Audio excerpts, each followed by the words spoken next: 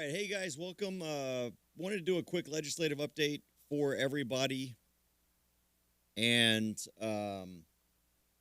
go over some things that have happened over the last couple of days. This has been a long week for gun rights.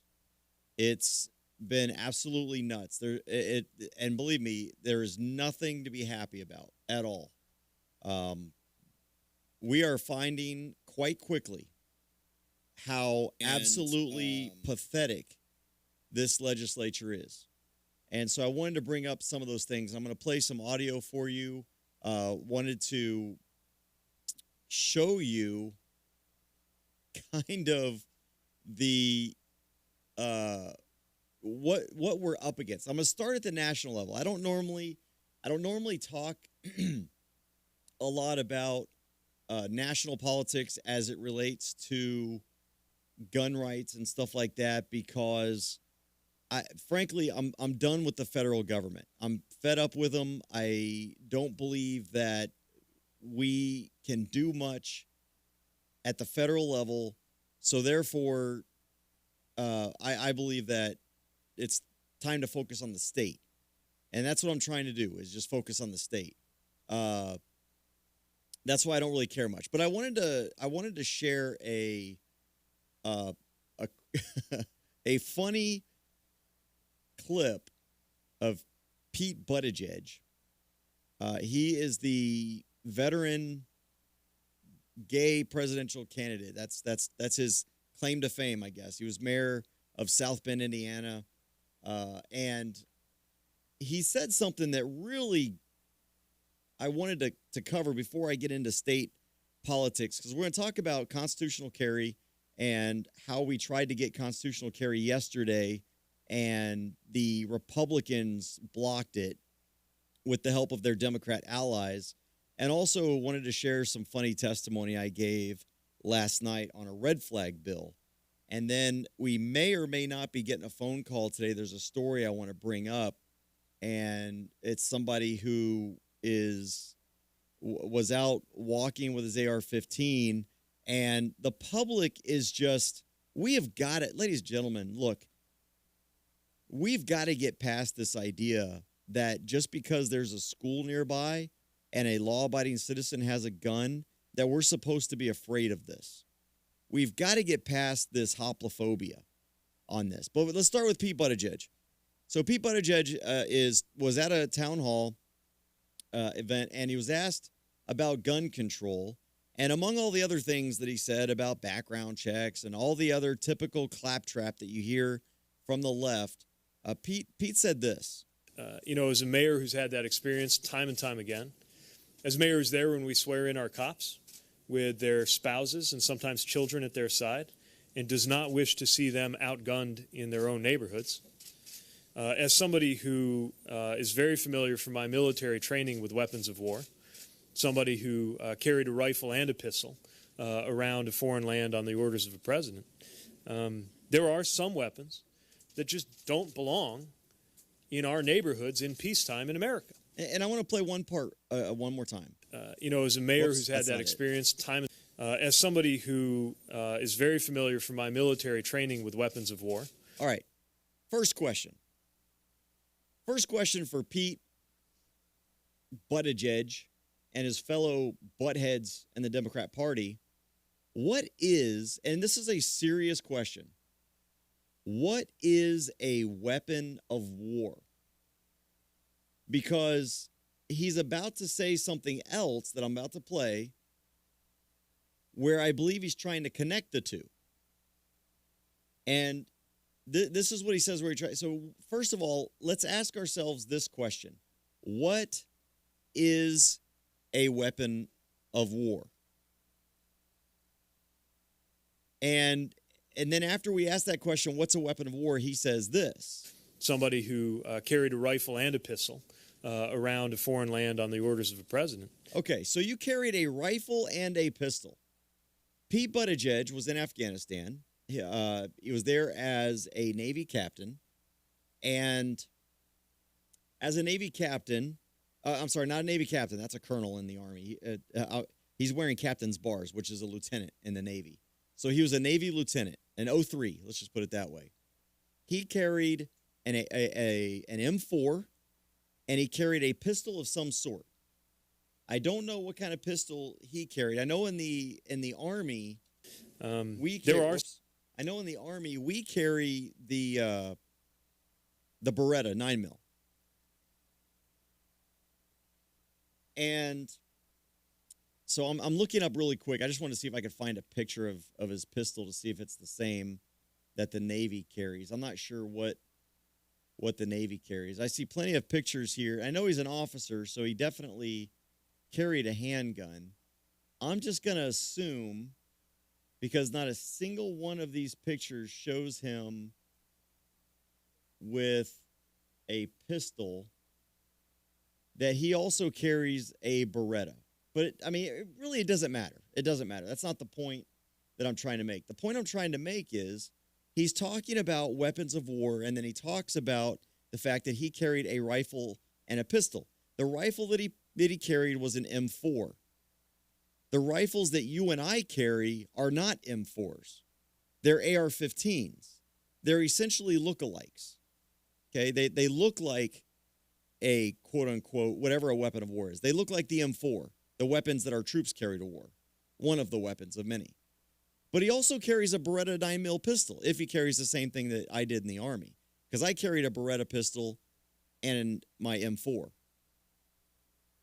So what is a weapon of war? If I take a bow and arrow to combat and I use that in combat, if I take a sword to combat, if I take rocks or a catapult, all of that is a weapon of war once you've taken it to war. But just because you use something in war doesn't make it something that we should not be using here, because by Pete Buttigieg's own words here, there are some weapons that just don't belong in our neighborhoods in peacetime in America. So what weapons are there? If he's saying that there are some weapons that don't belong in our neighborhoods in America, and he's talking about weapons of war, and then he says he carried a rifle and a pistol, then what he's saying is a rifle and pistol, in other words, an AR-15, if he's trying to equate what he carried, it just shows he's a moron, because he's equating an AR-15 to an M4, which is a select fire. My M4 had safe, semi, and burst, which is a 3-round burst. One pull of the trigger, 3 rounds. One pull of the trigger, 3 rounds. That's it.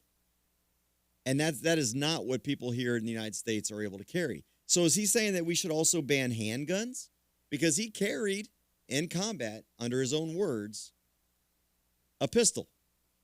So what is a weapon of war?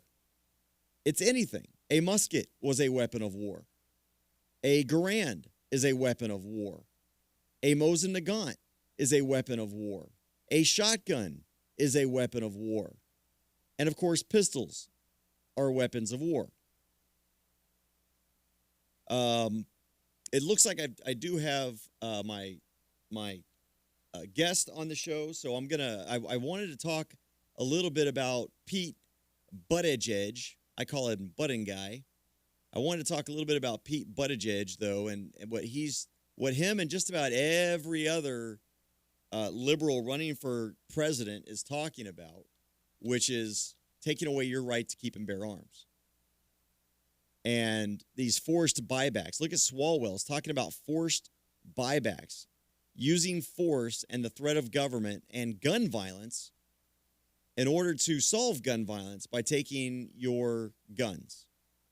And he doesn't seem to think that there's anything wrong or weird about that. That there's nothing wrong with going and hang on, I'm sorry. I'm trying to do a million things here at once. I'm trying to pull up my sheet. Doesn't think there's anything wrong with government-imposed violence using firearms as long as it furthers that government agenda. So, hang on 1 second. All right. I had everything set up, and then there we go.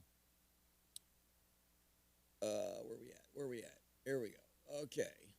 I wanted to bring on our a guest because I wanted to talk about his story that I started out this podcast with, and his name is Jeremy Williams. And the issue here is there's a story that was put out. It's on Chris TV, KRIS TV, and the title of the story is what frustrates the heck out of me. Hicks Elementary School incident underscores parental outrage about protecting their children.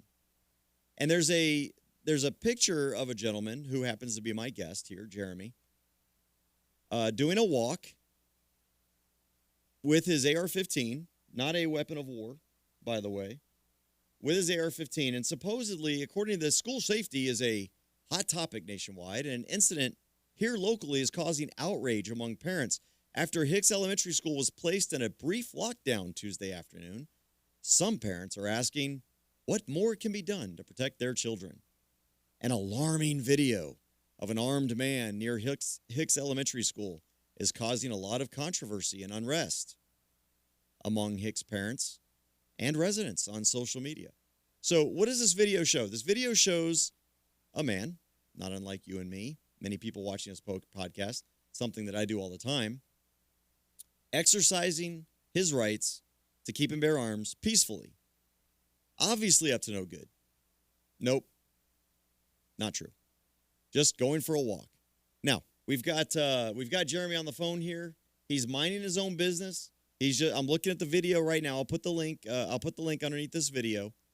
Minding his own business, just going for a walk, and everybody freaks out. And that's something that I wanted to talk about today. So, Jeremy, how are you? Welcome to the show.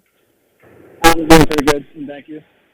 So one of the reasons I wanted to bring you on, I know you were concerned because the media is creating this big issue in your town, and everybody's freaking out. And, of course, I've had experience with the media getting crazy about things as well and taking things out of context. So just tell everybody listening here exactly what you were doing that day and what happened. Well, I've been doing this for a while, walking around my block with my AR and my handgun behind me. And I have my Bowie knife. In Texas, you can have a Bowie knife now. And I'm a concealed weapons permit holder and everything. And I was doing everything legally. And I like to go for walks. Well, I'm afraid of the cops, so I take my weapon with me. There's lots of dogs running around, so that's another reason I take my weapon with me, and there's lots of crime around my house. That's another reason I take my weapon. So, like I said, I was just minding my own business, not doing anything, and I get this video on TV showing what I was doing. And meanwhile, the school is right down the street by my house the whole time. Yeah, so how far do you live from the school? Half a block. Okay, and did you walk in front of the school? I walked on the opposite side of the school, the opposite side of the street of the school. Okay, so yeah, you tried to stay away from it. Right. But that's where you live. Right. So what a lot of people don't realize is there are a lot of laws that come into effect when it relates to School Zone Act. And they don't realize, and I don't think a lot of law enforcement realizes, that there are also some exceptions about this. So when you went on this walk when this video was taken, did you know you were being videoed? No, sir. Okay. Did the law enforcement ever contact you that day? Well, I was out of SPID. That's where they contacted me at. That was way before the school. And like I do with every police, I do not talk to police. I tell them all the time. I do not talk to cops. And where did this take place, actually? I don't want to incriminate myself or anything. Sorry? Where was this again? What city? It's in Corpus Christi, Texas. Oh, Corpus Christi. Okay, yeah. Gotcha. So you were contacted by law enforcement prior to the video or prior to getting to the school? Oh, yeah. At least 45 minutes. Because the block I walk, it takes about 45 minutes to walk. Okay. And it was like well after school left out. It was probably around 3:45, 4 o'clock. So school wasn't even in session at this time? Nope. It was already left out at 3:05. You've got to be freaking kidding me. So everybody's freaking out because even if you're walking near a school, there's nobody in the school. Well, they might have some school activities. I don't know. But yeah. But for the most part, there was no schools after school hours. Right. Okay, so when police officers approached you prior to you going by the school, what was that conversation about? What did they say? Asking what I was doing, and I kept telling them I'd go talk to police. They just kept asking what I was doing and if I was sane. Okay, and they just eventually let you go? Well, yeah, because I kept walking because they had no reason to stop me, first of all. Okay. All right, and so they let you go. Sorry about that. So they let you go. You kept walking. All of a sudden, they've got this video. And now, does anybody know that it's you in the video? A couple of people, from what my neighbor said, that CCD ISD police, the Corpus Christi City police came by my house, was sitting out in front of my house. But I was always gone because I had to go pick up my kids from high school. Okay. So basically, they were stalking me, too. And after this video came out, have they ever come and said anything to you? No, sir. The chief police of the ISD made some really rude comments. Oh, what did he say? I can't remember. I don't want to quote nothing. You know what I mean? Was it on social media exactly or just on the news? On the news? I have a DVR. So yeah, the CCISD, the only story I see right now is a video that's basically teasing the interview because it says tonight you'll hear the police chief Kirby Warnke talk about what the district is doing to keep your children safe. This is the thing that drives me nuts, and why I really wanted to bring you on to talk about this, because what really drives me nuts is this assumption. It's an automatic assumption that just because you are a free man exercising your right to keep and bear arms, that you are a threat, that somehow kids are unsafe. And by the way, kids are unsafe at a school that's closed. How is that possible? Did I lose you? I think I lost Jeremy. All right. I lost Jeremy. That's all right. Don't worry about it. Oh, I think we got most of the story anyway. But the idea here, this is the problem in Corpus Christi, is that so far, there he is. Okay, we got him back. Hang on. All right, I lost you, Jeremy. All right, you back? Yes, no? All right, I'm just going to, I guess we'll just end it there. But the the idea that just because a guy's got a gun, look what just happened in Colorado. Look what just happened in Colorado was a woman flew from, I think it was Florida, flew to Colorado, was supposedly motivated by Columbine, and was going to shoot up some schools in Colorado. What happened? All of the schools up there in that area shut down because they were worried about this woman with a shotgun, right? So my thoughts are this. As a parent who's worried about my kids, what if I wanted to go and protect my kid's school? What if the school that my children went to was under some sort of threat? There are only so many law enforcement officers, right? But at what point can we, the people, decide, okay, you know what, I'm gonna get a group of guys together, and we're gonna go and as veterans or whatever, just as patriots, as militia guys, and we're gonna stand outside our kids' schools, and we're gonna make sure that no threat comes into our school. The problem is the state doesn't like that. They don't like you and me protecting our schools.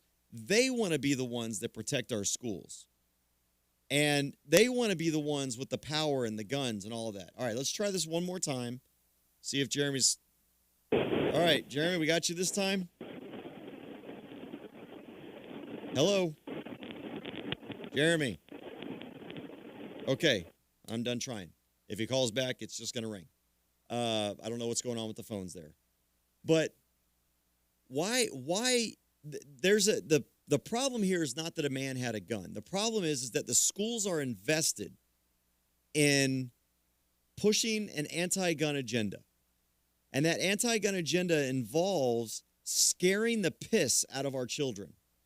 scaring the piss out of children so that they're afraid of guns and they grow up to be anti-gun zealots like everyone else, like in the left and in the school system. And if the kids see law-abiding citizens out there with their guns, not hurting anybody, but in fact showing what the Second Amendment is about, which is protecting people, then they're going to be less likely to be afraid of them. And if they're less likely to be afraid of them, then they're less likely to vote for more gun control or government control of your firearms. So this is a very big narrative. And I literally am going to give this one more shot. Jeremy, this is your last chance. Can you hear me? Jeremy.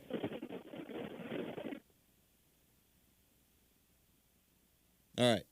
That's it. The phone's going to just ring then. Anyway, the idea is this is a long game, folks. This is a long game. The long game is the eventual abolition of the Second Amendment. Now, we're starting to see more and more leftists come out and push for openly abolishing the Second Amendment. And let's be clear about something. The Second Amendment didn't give us the right to keep and bear arms. I'm not afraid of leftards getting rid of the Second Amendment because the Second Amendment didn't give me any rights. All the Second Amendment did was warn the government, you'd better not do anything. Okay? It just told the government, don't infringe upon these rights. So the only difference with and without the Second Amendment is that allegedly, presumably, it was designed to keep the government from doing exactly what the government is doing today, which is infringe on our right to keep and bear arms. And that way it keeps everybody safe. Whereas if we get rid of the Second Amendment, there is no formal document telling the government hands off. And therefore, the government can try to take away our right to keep and bear arms, but that is definitely going to institute another war with the government. And then at that point, guess what's going to happen? Here's the timeline for all you leftists out there. This is what it's going to look like if you get your way. Democrats take control of the House. Democrats can take control of the Senate. Democrats take control of the presidency. Democrats take control of enough states that they can repeal the Second Amendment. The Second Amendment is repealed. The Second Amendment is repealed, so the people revolt, and there is a civil war. We overthrow the government, the liberals and the leftists, because, of course, we're the ones with the guns. Then we install another government, and we reinstitute the Second Amendment. It all comes back to gun rights. That's what it all comes back to, one way or the other. So we've got the Second Amendment now. We can either keep it and stop trying to pussyfoot around, trying to take it away, only to cause violence, and then that violence results in us reinstating the Second Amendment, or we can do it whichever way. It's up to the leftists there. Either way, we're going to have the Second Amendment through force or election. I prefer election. Through force or election, we will keep our right to keep and bear arms. It's up to the Democrats to decide which way they want to preserve our right to keep and bear arms. Do they want to preserve it through force? And what I'm talking about is the force of the people. Or do they want to preserve it through elections where our politicians, our elected representatives, recognize and protect the Second Amendment? It's up to them. But this idea that just because someone is a threat, if you haven't seen the video on this channel of what happened to me on Friday because I was supposedly near a school with my rifle. This is the problem. The problem is that we're afraid of a thing, an object, a piece of metal that is formed to serve a purpose. And that purpose is self-defense. Defense of self, defense of state, defense of liberty, defense of our communities, defense of our children, defense of our property. These are objects. And the problem with the left and society as a whole is that what they see is a gun. That's it, period. Two things, gun, school, gun, school. That's it. And they're taught, they're brainwashed that when you combine those two words, somehow there's a problem. We've got a problem when you combine the two words gun and school. And what's left out of that entire equation is what? The person. By the way, if you do want to call during this podcast, 866-895-6442 is the number if you'd like to call. And give some of your comments. All right, let's see if this is Jeremy real quick. But I'm going to put him on hold here. That might be Jeremy, but I'm going to put him on hold here for a second. The thing that's left out of when you've got gun and school is the person.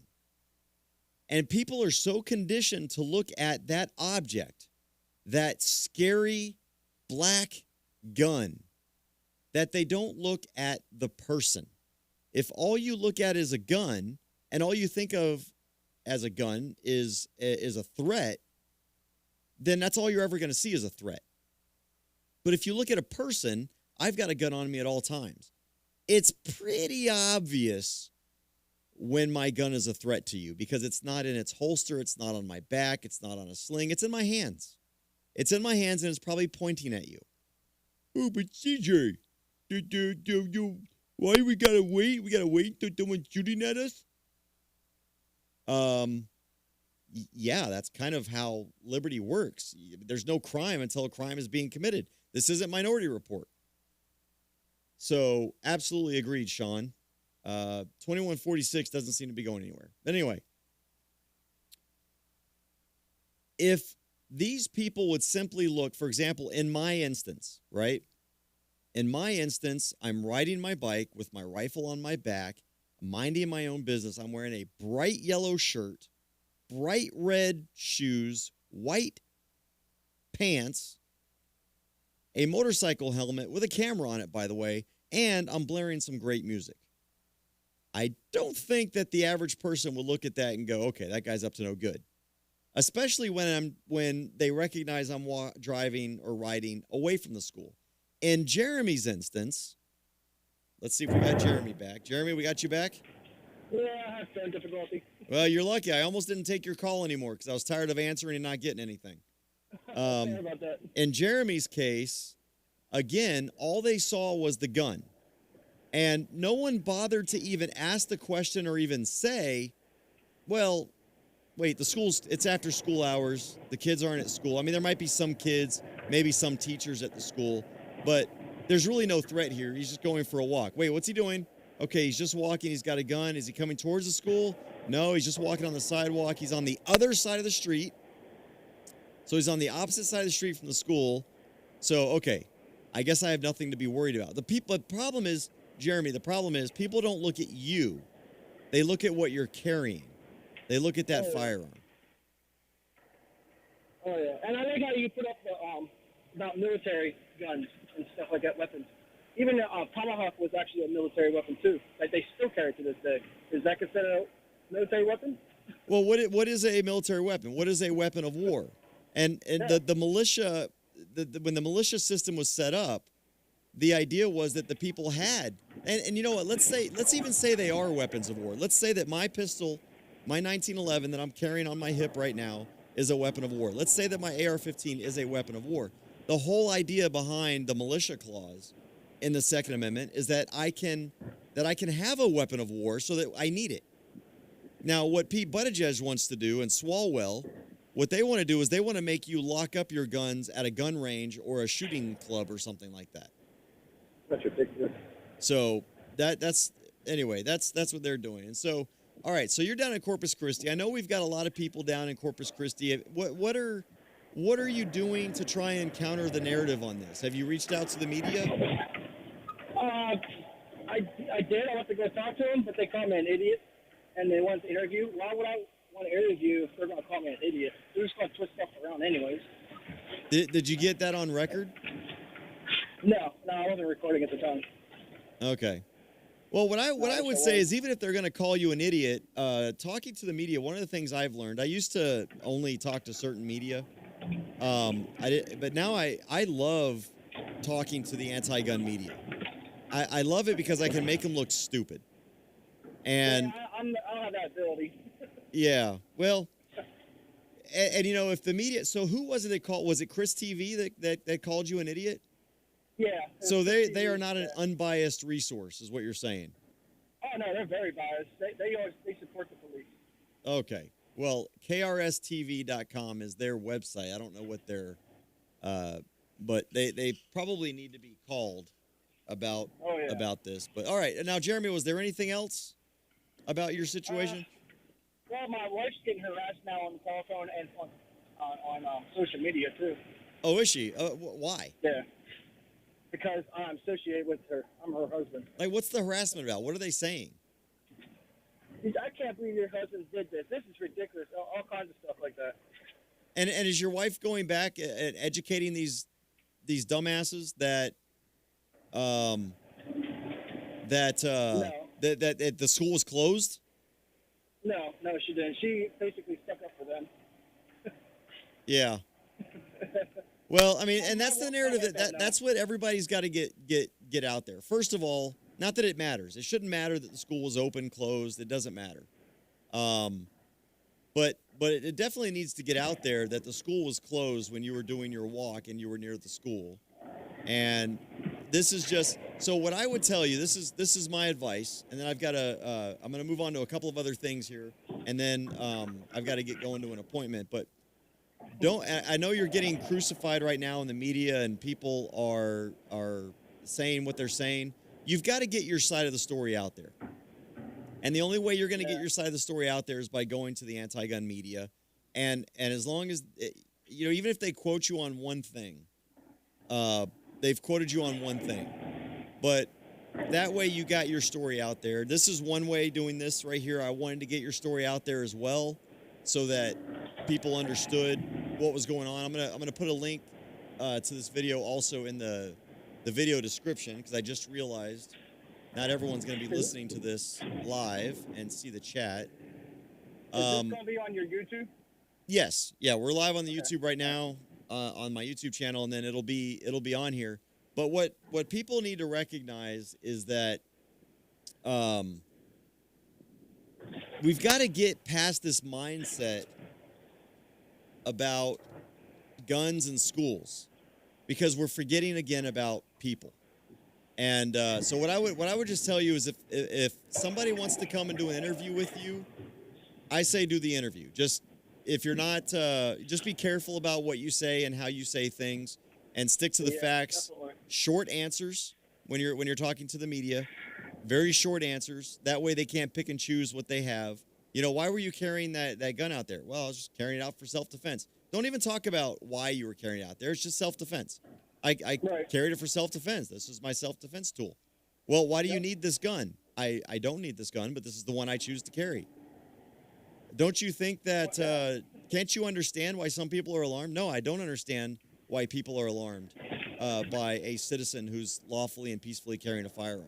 Well, can't you see their point of view? No, I can't. I can see their point of view if you're brainwashed into thinking that guns are bad, and that's kind of how you handle those kinds. Just stick to really short answers, but you've definitely got to get your story out there. Don't be afraid of the liberal media just because they're not going to be on your side.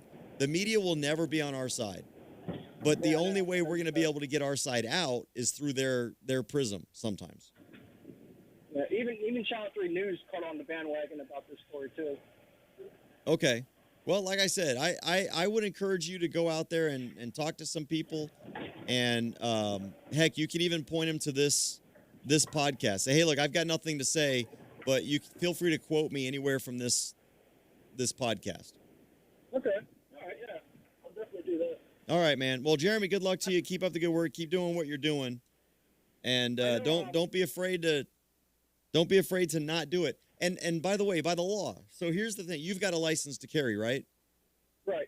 Is it a Texas license to carry? Yes. Okay, I so had one in Pennsylvania where I'm from. Now I moved to Texas, and I did the whole class and everything here also. So the federal law does not apply to you because you are a Texas license to carry holder. So we can set aside the 1,000-foot rule of federal law because you've got a Texas license to carry. So now you revert back to the Texas law. Texas law says 300 feet, but if you have a license, that doesn't apply. You can literally walk up to the front door. Please don't do this, but I'm just telling you what. I would never do it. I'm just telling you what the law is. The law is you could literally walk up to the front door and not be breaking the law. You just can't go inside the building. Right, and So- I always knew that. You cannot go in the building. Right. So that is the law, the Texas and federal law. And as long as you know that and understand that, because I actually had to educate the police last Friday about, they were trying to tell me, don't come within 300 feet of the, did you come within 300 feet of the school? Well, I didn't come within 1,000 feet of the school, but it doesn't matter. And I told them, I was like, you do realize that if I've got a license to carry, that doesn't apply. Your 300-foot rule doesn't apply, and neither does the 1,000-foot rule. And So, that was probably at least 2,500 feet from the school. yeah. Yeah, so there you go. All right, well, Jeremy, take care. Good luck. And I know we're chatting through Facebook, so keep up that line of communication. Let me know if there are any updates. And if I would like to say that we're going to try to put together a rally down here too sometime. Are you in the OCT Rio Grande group? No, I put on the OCT. I just signed up one day a while back. I'm not even sure, but I am in the OCT though. Okay, because I signed hang up on, to get the web- I'm looking to see if it was. I'm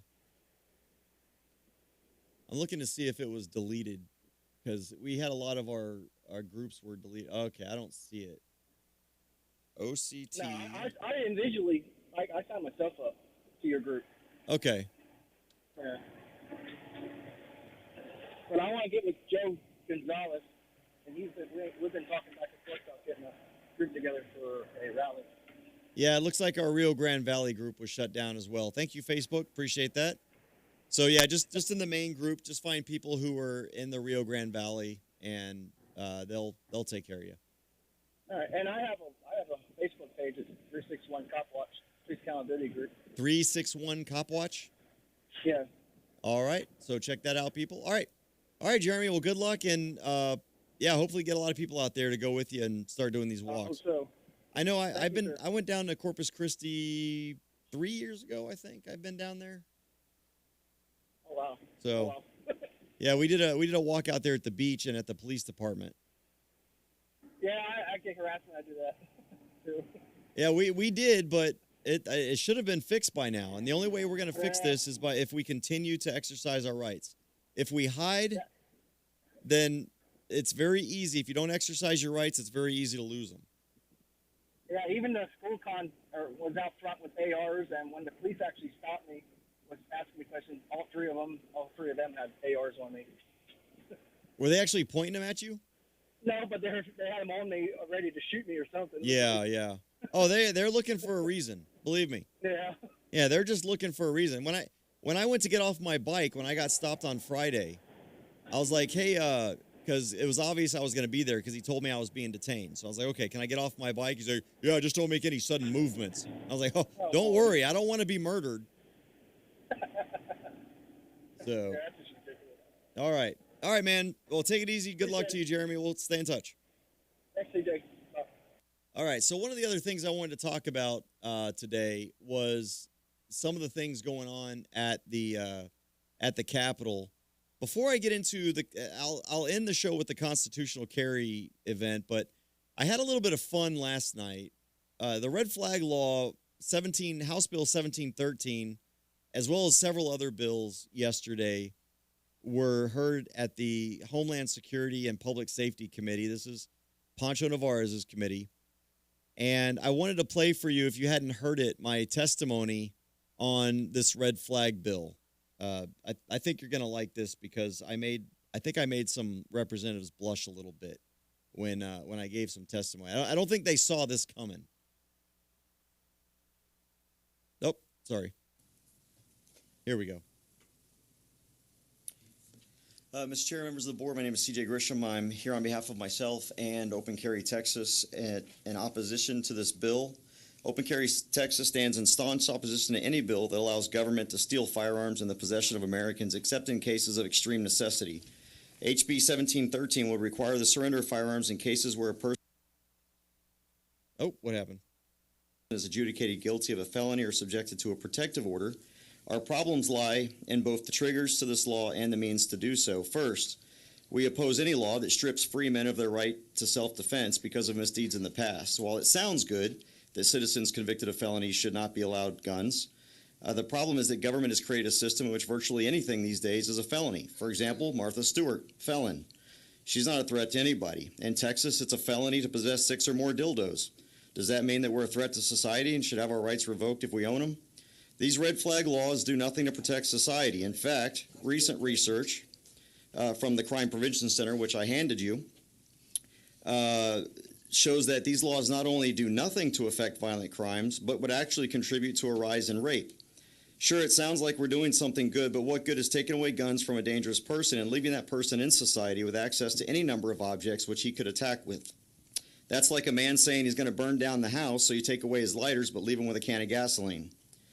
Elaine Epstein, former president of the Massachusetts Bar Association, stated, "Everyone knows that restraining orders and orders to vacate are granted to virtually all who apply. In many cases, allegations now are used for tactical advantage. A recent study found that 72% of civil restraining orders were frivolous, based on exaggerated claims. A 2005 study found that 59% of allegations of domestic violence could not be substantiated in courts, and another recent review concluded that 81% of restraining orders issued are unnecessary or false.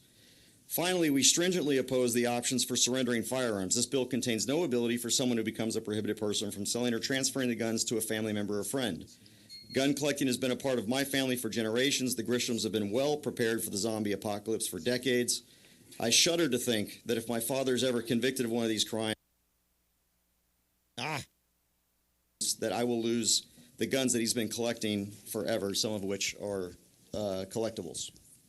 For these reasons and others, we oppose the bill and urge the committee to reject it." Any questions for Mr. Grisham? A quick question, Mr. Chair. Go ahead. Mr. Grisham, would you send me the information? All right, so that's just Celia Israel. She was asking me to send her the stats that I had that I quoted in my testimony. So I did send that today. I sent her 4 studies, all 4 of which talk about the statistics and the fact that restraining orders and protective orders are all crap. So. I just now opened up the chat here. Do we have an Australian in here that is talking about guns?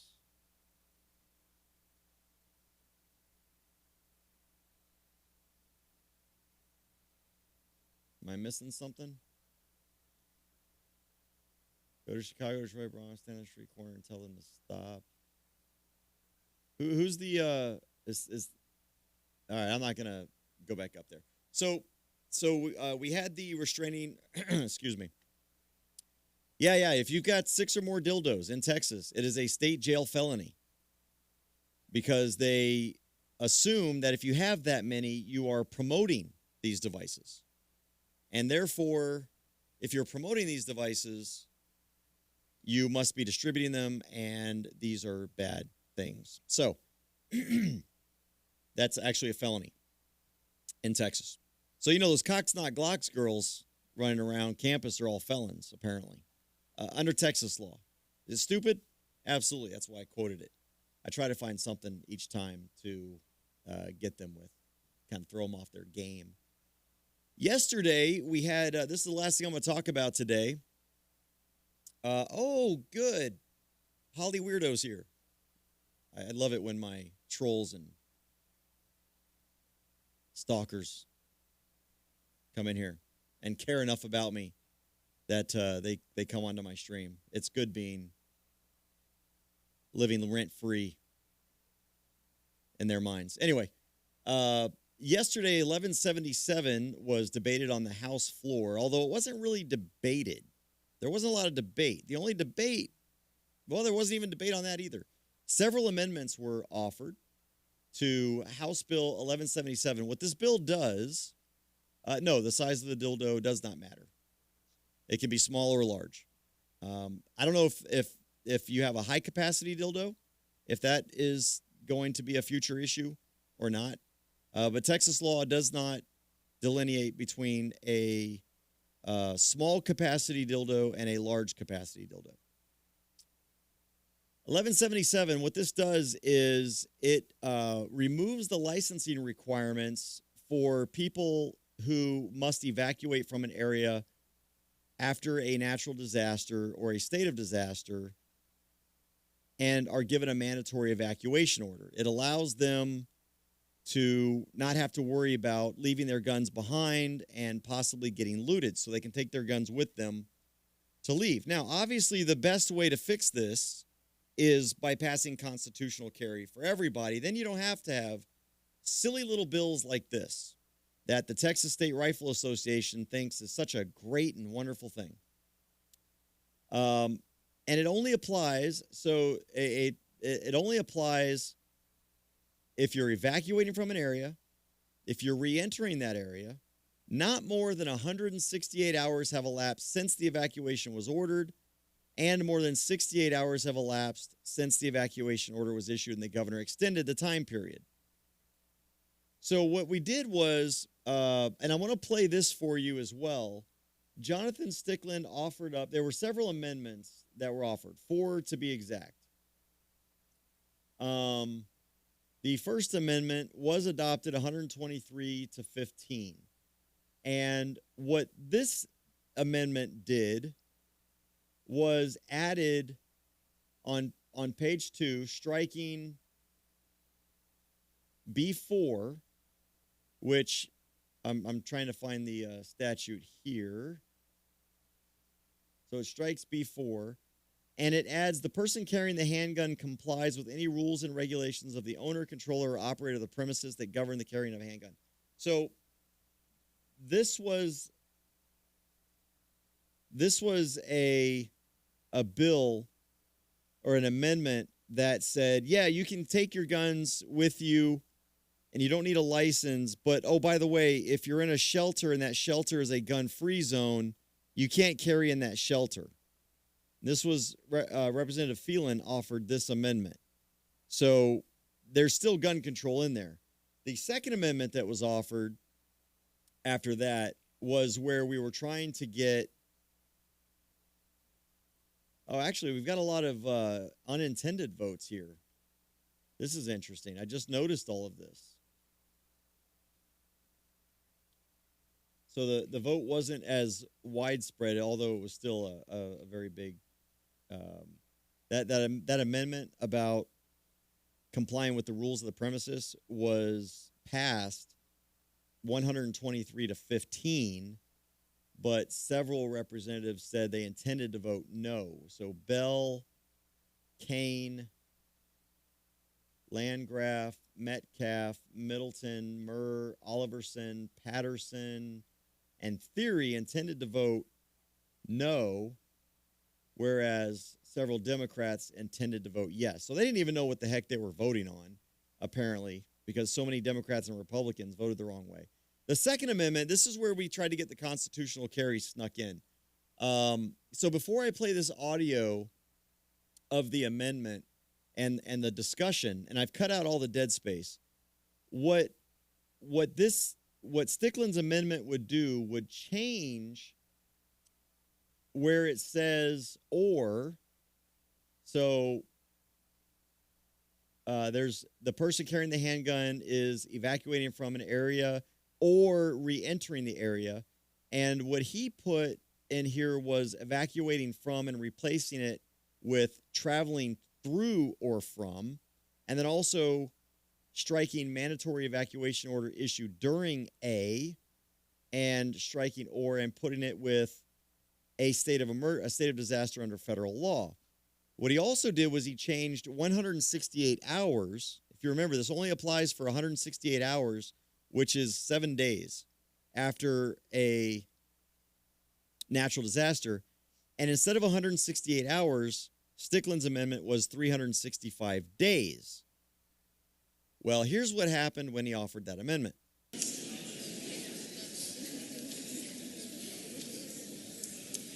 Oh, thought I had it queued up. Here we go. Amendment by Stickland. Chair recognizes Mr. Stickland to explain the amendment.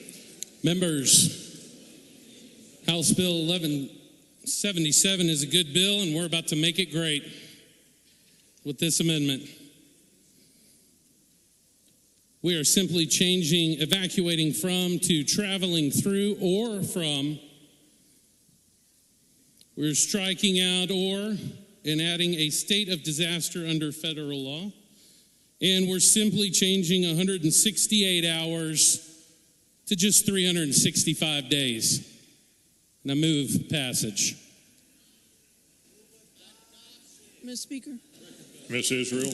So this is Celia Israel, the same woman that asked me for proof of my claims at the committee on the red flag bill, asking for the studies that I had quoted. What purpose? A question for the gentleman about the amendment. Mr. Stickland, would you yield for question? Yield for a question. He would, Ms. Israel. Go ahead. Representative Stickland, I got all of the edits, but I don't know the implication of the edits. Would you explain it, please? We're taking this great bill that expands Second Amendment rights and recognizes that Texans have the right to exist and protect themselves, especially in the state of a declared disaster. And we're making it a little bit better. We're moving 168 hours to 365 days. Ms. Speaker, Ms. Israel, for what I'd purpose? like to raise a point of order on Mr. Stickland's amendment. Bring your point of order I object to her forward, point please. of order. All right. So what happened was they went and they discussed this for, probably like 10 minutes or something, trying to argue over the point of order. Now, keep in mind, the Republicans are trying to kill constitutional carry in Texas. And in Texas, if you're going to make an amendment, that amendment has to be germane to the bill. So in other words, you can't attach a medical bill to a gun bill. You can't attach an amendment, a medical amendment to a gun bill. It's not like the federal government where you can add anything to any bill, whether it's related or not. In Texas, if you're going to offer an amendment, it has to be germane to the bill. There is nothing more germane than just changing the wording. Instead of evacuating from, it's traveling through or from. That's germane. And instead of mandatory evacuation order issued during a disaster declared under this, it says during a state of disaster under federal law. Then it just changes 168 to 365 days, 168 hours to 360. This is absolutely germane. But yet the Republicans, Speaker Bonin and his henchmen, with the help of Democrats like Celia Israel, cannot suffer this. So what does the Speaker say? Representative Israel raises a point of order against further consideration of the Stickland Amendment to House Bill 1177 under Rule 11, Section 2 of the House Rules on the grounds that the amendment is not germane. In the opinion of the chair, the subject of the bill is the authority of a person to carry a handgun without a license in limited circumstances while evacuating an area that has been declared a state of disaster. The amendment would effectively expand the circumstances under which a person could carry a handgun without a license in unknown and clearly broader circumstances than those embraced by the bill. The amendment is therefore not germane. Accordingly, the point of order is well taken and sustained. All right, so that dies. Amendment 2 dies. Well, Stickland's not done. So that didn't work. So, okay, well then we'll do something that's germane. Instead of messing with all of this other language, he offers amendment number 3. Now, what amendment number 3 does is, well, I guess I'll let Stickland tell you what amendment number 3 does. Because this is even more germane than the last amendment. Amendment 3 is even more germane than Amendment 2 was. Which is just fine. Now, The following amendment, the clerk will read the amendment. here's something that I don't think a lot of people caught, by the way. I caught this when I was putting this clip together. If you're able to turn this up, and I'm going to try and turn the volume up a little bit. I don't want to overpower the audio here. But I want you to listen to what Garin says after he rules this not germane, because he says something I don't think he realizes he's got a hot mic. He's got several more amendments. I think he's filing them one at a time and not showing them to the author. Okay, so he says, I think he's got several more amendments that he wants to pass, but he's not showing them to the author. And then he goes on and he says, I mean, I guess that's okay. Which is That's fine. The following amendment, the clerk will read the amendment. So here's Amendment 3. This is the second attempt to attach constitutional carry to House Bill 1177. Amendment by Stickland. Chair recognizes Mr. Stickland to explain the amendment. Members, this amendment simply strikes hours and substitutes it with years. Move Ms. Israel, passage. for what purpose? All right, so remember, the bill says, House Bill 1177 says that a person is not exempt or does not apply, 4602 does not apply to a person who carries a handgun while evacuating from or re-entering an area following the person's evacuation. Not more than 168 hours have elapsed since the evacuation was ordered, or more than 168 hours have elapsed since the evacuation order was issued and the governor extended that. It changes that 168 hours to 168 years. Mr. Speaker, For what purpose, Ms. Israel? a question of Representative Stickland, please. Mr. Stickland, would you yield? I yield. Representative Stickland, you're really good at telling me the words that you're editing, but I'm going to ask you again, what's the intent of your amendment? What are you trying to achieve? I think it's very clear I'm trying to make this good piece of legislation last longer. Can you elaborate, please? He's not explaining his amendment. I don't know what else you want to hear, then I want it to extend it. This is simply striking out hours and substituting it with years. I don't understand the need to extend it when Representative Phelan is trying to I think he's talk got a good about- bill. I think that when a disaster comes through the state of Texas, that it upends people's lives and things are crazy. Sometimes their house is destroyed. I think he's got a good bill, and I want it to last longer than a couple of hours. Are you expanding the time of an emergency declaration? No. When you say you want it to last longer, I don't understand. What are I'm sorry you don't understand what I mean, but what I mean is I want his bill to last longer than it currently is written. So I want it to be years instead of hours. Thank you. Ms. Speaker, I'd like Move to raise passage. a point of order. Bring your point of order forward, please. All right, so that point of order was also sustained. They went through that. Now, what Stickland did was he offered another amendment which struck out lines 9 through 12, evacuating from an area, and replaced it with evacuating from an area in which a state of disaster is declared under different sections of the government code. So it broadened it a little bit, but not much. So we did get that on there. So we've got to do the mental gymnastics. Ms. Israel, go to the back mic, please. Anyway. Ms. Israel, go to the back mic, please. Representative Portlander. Here's the thing. Hang on, let me get to the part here. All right. Here's the Republicans now killing constitutional carry. Representative a second Israel time. raises a point of order against further consideration of the Stickland Amendment to House Bill 1177 under Rule 11, Section 2 of the House Rules on grounds that the amendment is not germane. In the opinion of the chair, the subject of the bill is the authority for a person to carry a handgun without a license in limited circumstances while evacuating an area that has been declared a state of disaster. Similar to Amendment Number 2, this amendment would effectively expand the circumstances under which a person could carry a handgun without a license in monstrously broader circumstances than those embraced by the bill. The amendment is therefore not germane. Accordingly, the point of order is well taken and sustained. All right, so there you go. Good job, Jonathan Stickland, for trying at least. And constitutional carry continues to be dead. But we're not done. There are still other things that can be done to try and amend bills and make them better and do what Jonathan did. But what this did was it set a precedent. I don't know if this was Stickland's intent or not, but think about this.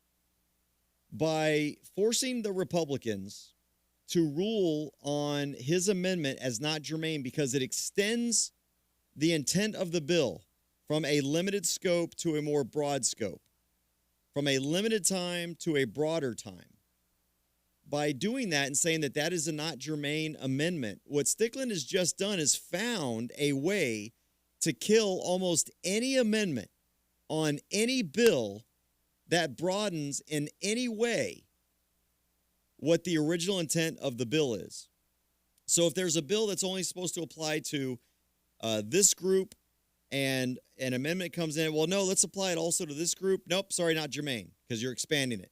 Well, we want this much money for this program, and someone says, well, no, we'd like to have more money for that program. Here's an amendment, more money. Nope, not germane. You're expanding that. Hire this many people, and someone says, no, we want to hire this many people. Nope, not germane. You're trying to expand that. It's kind of a good thing, in a sense, that these were ruled not germane. It would have been better if they were ruled germane, because now the Freedom Caucus and the people who are truly fighting for liberty at the Capitol now have more ammunition in their belt to go after liberals and rhino Republicans and kill bad stuff. All right, so Holly Weirdo, the moron. Why do I refer to myself as Chicken Hawk? So apparently she can't read. And I know that's hard. I know it's very difficult to read for some people. I get it. But all she has to do, Holly Weirdo. Oh, you know what? I just looked at this. I'm gonna read this. This is my about section on this channel. Okay. Why do you call yourself Chicken Hawk? Well, actually, I explained that on this channel, on my about page. If you were smarter than a potato, you would probably be able to see that. So, Holly Potato, what I would like you to do is go look at my about page on this channel. And if you have trouble with any words that are higher than one syllable, let me know. Come back into the chat. I'll help to provide you with a definition that does not use bigger syllable words. I realize that's difficult. And I know that English is difficult for you. It's hard. It's hard. Very complex concepts are hard for you to understand, Holly. So I want to make sure that I am here for you, because apparently that's what you think. This channel is about you, not me. So you go read my about page and then come back and let me know which words you have a problem with. I'm sure they're going to be 2 or 3 syllable words there. So there's that, okay? Now, I will say I have read, because DV Talks, DV tried to respond to Holly Weirdo and say that it comes from the book by Bob Mason, Chicken Hawk, which, by the way, I have both Chicken Hawk books, and they're both great. He was a pilot in Vietnam, and he talks about his time as a pilot in Vietnam. Riveting stuff. Riveting stuff. Great book. But my nickname came before he wrote those books. As a matter of fact, my nickname came, I think, before it became something that